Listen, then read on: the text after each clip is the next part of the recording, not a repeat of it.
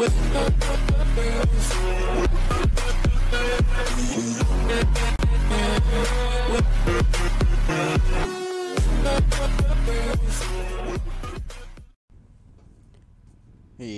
bien, salut tout le monde! Aujourd'hui on se retrouve pour une toute nouvelle vidéo. Dans cette vidéo, on va parler de l'essai de la BMW R1250 GS modèle 2021. Donc ce que je vous propose, c'est que c'est parti, on va faire cet essai en plusieurs parties comme on l'avait fait pour la BMW SMXR. On va commencer par tout ce qui est esthétique, tout ce qui est mécanique, la vie, et on finira par le prix. Si j'oublie des choses, ça peut m'arriver, mais peut-être que ce sera dans d'autres catégories, mais je vais essayer d'éviter de me gourer. Et puis voilà. Bon, c'est parti. Pour commencer, niveau esthétique, elle est disponible en 3 couleurs. La couleur d'origine, qui est donc la couleur gratuite, c'est la Light White, qui est gratuite, donc comme je vous disais. Donc qui est une couleur blanche. C'est la couleur de la moto que nous avions à l'essai, donc voilà, comme ça vous pouvez avoir une idée de la couleur. Après il y a le style Trip Black qui coûte 800 €. Et puis la plus chère, il y a celle à 1000 € qui est la style Rally, ou la couleur HP, ou en fait BMW, j'ai l'impression que selon les modèles ils changent le nom de cette couleur, mais c'est la couleur qui est bleu, blanc, rouge. Sur les sportifs, je crois que c'est les HP, ça s'appelle similaire HP ou quoi. Et après sur les modèles un peu moins sportifs, que ce soit les SMXR, ils l'ont nommé Style Sport. Et sur donc la R1250 GS, ils l'ont acheté modèle rallye. Donc je pense qu'ils font non, pas modèle rallye, qu'est-ce que je raconte, ils l'ont appelé style rallye, voilà. En fait, je pense qu'ils font selon les modèles, parce que la R1250 GS elle a rien de sport, donc ils voulaient pas mettre HP ou style sport. C'était un choix relativement compréhensible, même si après c'est assez compliqué de mémoriser quel modèle est quoi. Mais bon, enfin quelle couleur, enfin vous avez compris. Et si vous n'avez pas compris, c'est pas grave. Donc il est à 1000 €. Et j'ai oublié de vous parler du style triple black qui est donc en noir. Et c'est tout ce que je peux vous dire dessus en fait. Voilà. Après, sur cette moto, elle est équipée de différents patchs, ce qui fait que dès qu'on prend une option, ça rajoute le patch avec, ce que je vais vous expliquer pour la BMW SMXR.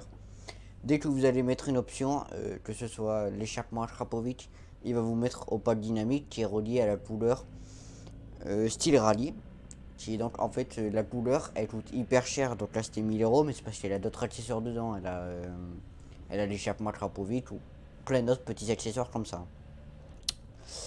Voilà, ça me semblait quand même assez important à expliquer. Parce que du coup, ce qui fait que votre moto monte assez vite en prix, alors vous avez mis qu'une couleur. C'est aussi un défaut, je trouve. Ce qui veut donc dire que si vous voulez juste avoir la couleur bleu, blanc, rouge, vous allez avoir par exemple l'échappement Akrapovic, alors vous n'en avez pas forcément besoin. Enfin, pas, non, de toute façon, vous n'en avez pas besoin, mais vous n'en avez pas forcément envie de l'avoir. Bon, ça, après, c'est un choix. Nous, on peut rien dire là-dessus. Voilà quoi. Après, elle est équipée du système SOS. Donc, qui est comme les voitures, c'est un système si vous chutez ou que vous voyez une chute ou quoi, vous pouvez appuyer sur le bouton. Ou si vous chutez, la moto détecte la chute et appelle. Ça appelle un service BMW qui va vous demander si vous allez bien, et en cas de nécessité, si vous êtes fait mal ou quoi, peut vous emmener les pompiers, etc. Voilà. Elle a aussi le système de clé Keyless Ride, qui est une clé sans contact. Donc j'ai juste besoin de la mettre dans sa poche et puis c'est tout. Donc c'est assez pratique aussi. Après, elle a un shifter pro up and down, ce qui vous permet de passer vos rapports sans couper les gaz et sans embrayer, débrayer. Je sais pas si c'est sur toutes les versions, mais je sais que certaines sont équipées. Ça, je vous laisserai aller regarder de votre côté si ça vous intéresse. Mais en tout cas, cette moto peut être équipée du shifter up and down. Oui, et chez BMW il y a shifter et shifter pro. J'ai pas non plus réussi à comprendre les différences. Il y a des modèles ils disent c'est shifter pro et d'autres c'est shifter. J'ai pas tout compris, mais voilà, peut-être qu'il y en a qui savent mieux que moi. S'il y en a qui savent ce que c'est, n'hésitez pas à le mettre en commentaire, ça peut toujours intéresser d'autres gens, ou même moi ça peut m'intéresser. Donc voilà. Après, j'ai quand même décidé de vous donner le prix de l'échappement Trapovite parce que, comme je vous le disais, il est relié au style rallye qui est à la couleur, donc il coûte 1000 euros, mais juste l'échappement quand même, même si du coup vous allez être obligé de prendre le pack. Si juste vous prenez seulement l'échappement, bon c'est impossible, hein, mais si juste vous prenez seulement l'échappement, donc c'est donc un échappement Trapovite qui coûte 885 euros.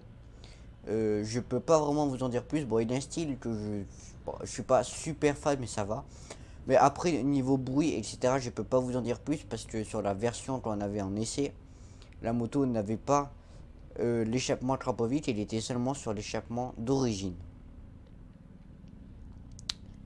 Après, elle a différents modes de conduite. Elle a le mode Road, Rain, Dynamique, Enduro et Enduro Pro. Ça dépend des versions que vous prenez. Plus c'est haut, plus vous allez avoir de modes. Donc, toutes les motos n'auront pas le mode Enduro Pro. Ça dépend de certains modèles. Maintenant, cette moto, pour passer un peu plus du côté mécanique, elle a un moteur de 1254 cm3 pour proposer une puissance de 136 chevaux à maximum, non pardon, à 7750 tours minute, un couple maximum de 143 Nm de couple à 6250 tours minute. Après dessus, elle peut être équipée du régulateur de vitesse. Et voilà, maintenant on va parler du freinage. Alors, ce que je voulais quand même rajouter avant le freinage, avant de parler des étriers en eux-mêmes et du freinage, c'est que cette moto est équipée un peu comme des amortisseurs de direction, mais c'est pas vraiment pareil. Vous voyez, c'est juste un peu le principe. Enfin, elle a un amortisseur de direction parce que toutes les BM oula, j'arrive pas à parler, on en a un. Sauf que celle-là, on a un aussi qui sert pour que l'acier de la moto reste toujours à plat. Ce qui fait que si vous allez accélérer à fond, la moto va pas se mettre en arrière. Et si vous freinez, la moto va pas plonger en avant. La moto restera toujours à plat. Ce qui peut faire assez bizarre au début, mais après c'est une question d'habitude. Je tenais quand même à vous le préciser. Après niveau frein, à l'avant elle a un double disque flottant de 305 mm étrier radio à 4 pistons. Et à l'arrière elle est un monodisque étrier flottant à 2 pistons. Voilà. Après en termes de mécanique de cette moto, elle est équipée aussi du système Shift Cam BMW. Mais comme moi je connais pas trop, je pourrais pas trop vous expliquer moi-même comment ça marche. Je vous ai pris un petit bout d'un article que j'ai trouvé là-dessus qui expliquait le fonctionnement. Je vous mettrai le lien de l'article en description. Alors si jamais j'ai oublié de vous le mettre, dites-le moi en commentaire. J'essaierai de... Enfin je vous le mettrai à ce moment-là. Parce que ça peut m'arriver d'oublier. Mais... Bon, je vais commencer à vous lire. Alors, le principe de fonctionnement de la distribution variable dénommée BMW Shift Cam apparaît clairement. L'arbre d'admission comporte désormais 2 cams par soupape, avec pour chacune des temps élevés de soupape distincts, moyen charge partielle et maxi pleine charge. La cam de charge partielle a été dessinée pour apporter une optimisation de consommation et une meilleure régularité de marche. La cam de pleine charge a pour but de délivrer toute la puissance disponible. Le fonctionnement du shift cam est facile à comprendre. L'arbre coulisse latéralement pour emmener l'une ou l'autre cam en contact avec le linguet poussant sur la soupape. Ce déplacement est commandé par le régime moteur et la charge, en gros la façon dont vous tournez la poignée.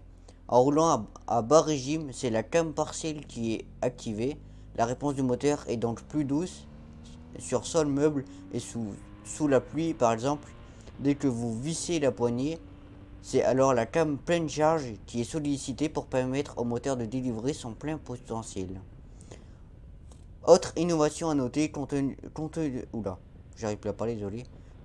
du fait qu'il y a 4 soupapes par cylindre, les 2 cams d'admission sont activés de façon légèrement décalée, de façon à provoquer un tourbillon qui va permettre de mieux brasser le mélange air-essence et donc optimiser la combustion.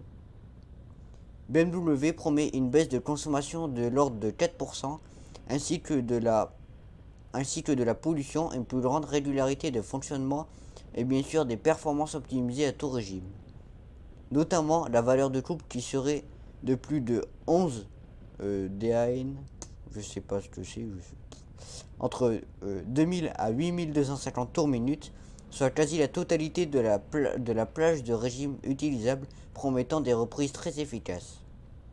Il restera quand même à tester la transition entre les cams charge partielle et les pleines charges, pas toujours transparente en termes de sensation sur les modèles concurrents utilisant d'autres technologies de distribution variable.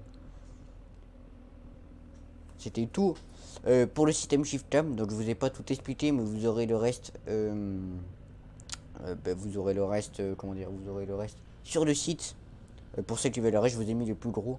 Bon, je suis pas assez professionnel pour pouvoir vous expliquer un peu plus en détail, mais j'espère que ça vous suffira. Sinon, vous allez aller voir sur le site, il y a des schémas, il y a plein de trucs pour que vous compreniez mieux. Sinon, pour revenir au reste de la mécanique de cette moto est équipée de suspension pilotée. Donc voilà, vous pouvez le régler selon le mode que vous voulez. Si vous voulez le mode sport, le mode confort, selon tous les modes, vous pouvez la régler. Et il est aussi possible, enfin, elle peut aussi se régler automatiquement, c'est-à-dire que vous la mettez en automatique. Elle va détecter si elle a les valises, le top case, si vous êtes tout seul, s'il y a. Bref, elle va se régler automatiquement. Et voilà, si vous avez plutôt tendance à ouvrir la poignée, il va se mettre en mode sport. Si vous roulez tranquille, il va se mettre en mode confort. Donc voilà. Maintenant, on va parler du réservoir. Donc le réservoir de cette moto fait 30 litres. Pour vous donner un ordre d'idée, le réservoir de notre Kawasaki Z1000 SX fait 19 litres. Et le réservoir de la BMW S1000 XR fait environ 20 litres. Non, fait 20 litres le réservoir de la BMW S1000 XR. Donc il fait 10 litres de plus, donc c'est un réservoir assez conséquent. Il faut savoir que sur notre Kawasaki Z1000 SX, elle a un réservoir de 19 litres, mais elle fait 300 km d'autonomie environ. Elle a une consommation moyenne, j'avais regardé lors de une vidéo qui sortira dans quelques temps. Elle fait 5 litres 9 au 100. Voilà. Après, je vous laisse faire le régime, mais ça fait à peu près 300 km d'autonomie. Après, cette moto, elle est aussi disponible. Bon, ça, c'est plutôt normalement le côté esthétique, mais c'est pas grave. De la version 40e anniversaire. Bah, moi, je la trouve très jolie en tout cas. Elle est noire et jaune. Elle a plein de pièces en plus ou quoi. On reviendra dessus après pour parler du prix, pour la comparer à la version de base, mais on verra ça juste après. Maintenant, ce que je vous propose, étant donné qu'on a fait tout ce qui est esthétique, tout ce qui est mécanique, on va parler tout simplement de notre avis sur cette moto, qu'est-ce qu'on en a pensé, en bien, en mal. Donc, ce que je vous propose, c'est de commencer directement par le conducteur, parce que, voilà, c'est un peu le principal. Même si après, moi, comme je suis passager, je vais avoir du mal à vous développer un peu plus sur les avis du conducteur, mais je vais quand même essayer de vous donner le maximum de moi pour que ce soit le plus clair possible. Alors, les R1250 GS. Alors, en plus, elle a le confort. Pour le conducteur, il a trouvé très confortable. Vous êtes bien droit. C'est une moto qui est confortable, mais ça, j'ai envie de vous dire, vous en doutez un peu. Après, c'est une moto qui est très coupleuse, donc c'est un plus aussi. Ce qui veut donc dire que, comme je vous disais, elle a 114 Nm de couple à 9250 tours minute. Donc, ce qui fait que oui, elle est très coupleuse. Elle a une bonne position de conduite, donc comme je vous disais, bien droit, c'est très agréable. Et ça permet de pouvoir faire beaucoup de kilomètres sans être fatigué. Maintenant, on va parler des moins de cette moto. C'est le couple justement qui peut aussi des fois être un inconvénient, mais c'est surtout le couple avec le cardan. C'est-à-dire que lorsque vous allez accélérer, ça va être sec et ça va partir d'un seul coup. Au début, ça peut surprendre, donc c'est vraiment spécifique du moteur de la partie cycle, mais vraiment ça part d'un seul coup quoi. C'est en tant que passager, ça m'est arrivé même un moment après une assez forte accélération de plus avoir les jambes sur les calpés. Je sais pas si vous le verrez à la vidéo, mais bon voilà, c'est ça accélère assez fort. Après, dans les moins, il y a la boîte et en plus particulièrement le sélecteur. Donc je pense que ça devait être je sais pas, en fait c'est compliqué pour moi de donner les avis, mais en moins il y a la boîte et le sélecteur. Sûrement que ça doit être compliqué de trouver des vitesses, ou que ça doit être dur, ou je sais pas trop. Je suis désolé, mais bon, je fais ce que je peux, hein, je peux pas faire mieux. Après, il y a la position de la bulle en haute qui vibre. Donc ça c'est vraiment comme la BMW SMXR, je vous avais dit que quand elle était en position haute elle vibrait, et bien là c'est pareil pour les R1250 GS. Lorsque la bulle est en position haute, elle va vibrer. Et après pareil, le dernier inconvénient du point de vue du conducteur a été, j'arrive plus à parler, a été les commodos, oui voilà, comme la BMW SMXR, au lieu d'enlever le clignotant, il a klaxonné quelques fois. Où ça a été, il y a beaucoup de boutons donc il faut s'y repérer, donc vraiment les commodos sont pas hyper pratiques. Après ça reste une question d'habitude, mais il faut s'y habituer, c'est pas naturel dès le début. Après, pour revenir aux passagers, alors honnêtement j'ai pas mis d'avantage parce que faut savoir que j'en ai pas réellement trouvé. J'ai vraiment été pas mal déçu de cette moto, mais il faut savoir que je n'aimais pas cette moto à la base, donc peut-être que ça n'a pas aidé dans mon cerveau à lui trouver des avantages. Mais bon, ce qui est sûr c'est que j'en ai pas trouvé, hein. Bon, l'inconvénient, j'en ai mis qu'un seul, mais c'est vraiment un inconvénient majeur. Vraiment honnêtement, si vous comptez faire du duo avec un passager, et surtout, déjà allez l'essayer parce que ça va pas forcément être pareil pour tous les passagers. Moi, faut savoir que j'ai 15 ans, donc, je suis pas adulte, je suis assez petit.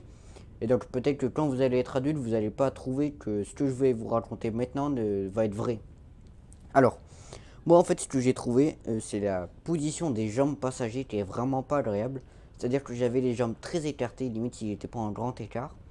Mais en plus, ils ont mis une petite pièce, vous savez, là, il y a le cale-pied et il y a une petite pièce qui permet de maintenir le talon du pied, enfin de maintenir le côté de la jambe, quoi. Je sais pas si vous voyez sur le côté du cale-pied passager.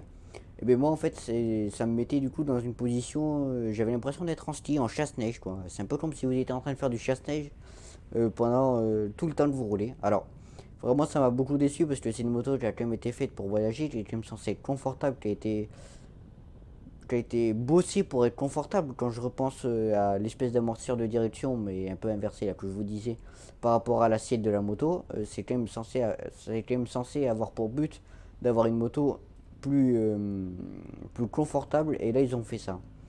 Alors après, peut-être que c'est seulement pour les enfants. Quand vous allez être plus grand avec des plus grandes jambes, ça va peut-être moins vous gêner.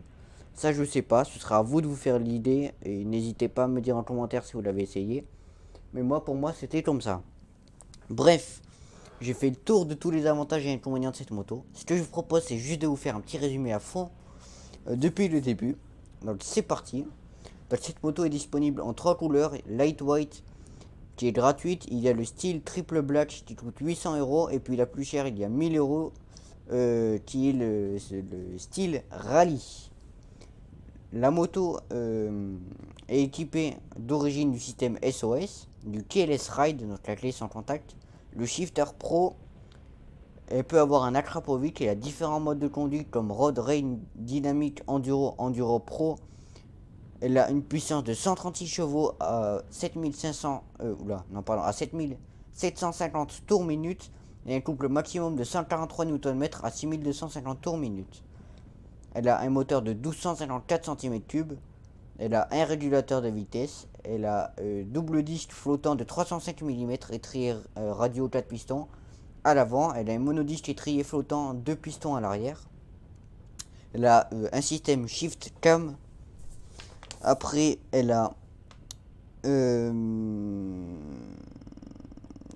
plus à parler. Elle a un réservoir de 30 litres et elle a des suspensions pilotées. Maintenant, ce que je vous propose, c'est que avant de finir, on parle du prix. C'est quelque chose qui est assez important, le prix de la moto. Donc, elle est à partir de 19 300 euros pour la version de base. Donc, c'est assez cher, mais de toute façon, c'est BMW. Et pour la version 40e anniversaire, comme je vous disais, qui est la version noire et jaune, qui a plein d'autres accessoires, qui est vraiment très jolie, je trouve. Elle est à partir de 24 200 euros. Donc, c'est aussi très cher, mais bon, c'est BMW. J'espère que cette vidéo vous aura plu. Moi je vais vous laisser avec le son de la moto et le reste de la vidéo juste pour que vous puissiez entendre le son de cette moto. Comme vous le savez, c'est un moteur un flat. Moi ça non plus j'aime pas, mais ça c'est chacun ses goûts. Allez, mettez un like si vous l'avez aimé, dislike si vous l'avez pas aimé, partagez, kiffez bien le reste de la vidéo. Allez, ciao.